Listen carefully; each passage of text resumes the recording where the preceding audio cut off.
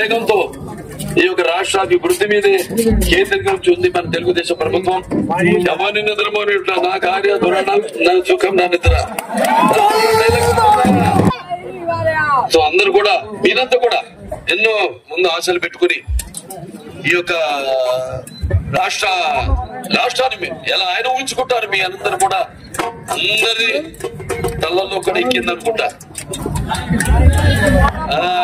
దుష్ప్రచారం చేసే వాళ్ళ తల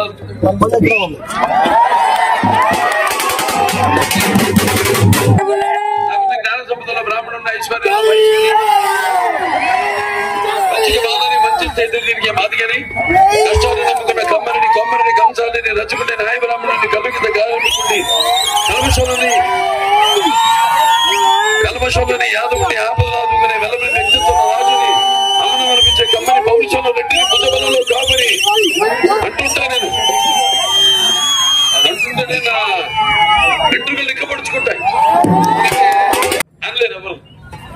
ఇక్కడి నుంచి వస్తుంది రాబీలోంచి ఇక్కడి నుంచి కూడా అనలేని వాడు ఉన్నారు.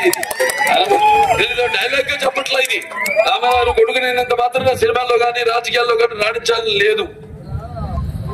సో అందరి ప్రజలు అంటుంటే నాన్నగారు ఏదైతే అన్నారో ఆయన ప్రజలే దేవుళ్ళు సమాజమే దేవాలయం అందులో నేను ఖర్చుకుంటాను అదే ధ్యాసతో నేను ముందుకెళ్తుంటా. కాబట్టి నేను ఇవాళ స్థాయి అని చెప్పను.